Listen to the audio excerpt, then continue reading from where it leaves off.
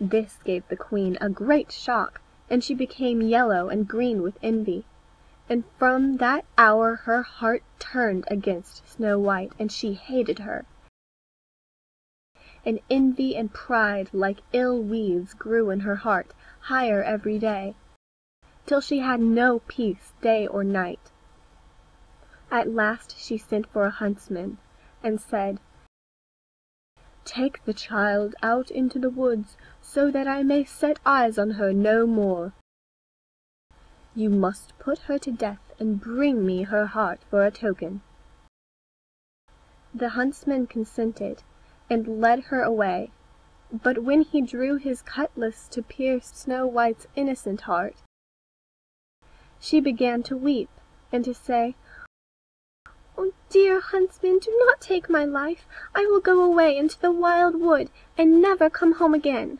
And as she was so lovely, the huntsman had pity on her, and said, "Away with you, poor child," for he thought the wild animals would be sure to devour her. And it was as if a stone had been rolled away from his heart when he spared to put her to death. Just at that moment a young wild boar came running by, so he caught and killed it, and taking out its heart, he brought it to the queen for a token. And it was salted and cooked, and the wicked woman ate it up, thinking that there was an end of Snow White. Now when the poor child found herself quite alone in the wild woods, she felt full of terror, even of the very leaves on the trees, and she did not know what to do for fright. Then she began to run over the sharp stones and through the thorn bushes, and the wild beasts after her, but they did her no harm. She ran as long as her feet would carry her, and when the evening drew near she came to a little house, and she went inside to rest. Everything there was very small, but as pretty and clean as possible.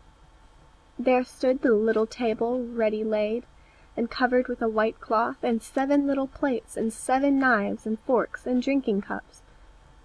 By the wall stood 7 little beds, side by side, covered with clean white quilts. Snow White, being very hungry and thirsty, ate from each plate a little porridge and bread, and drank out of each little cup a drop of wine, so as not to finish up one portion alone. After that she felt so tired that she lay down on one of the beds, but it did not seem to suit her.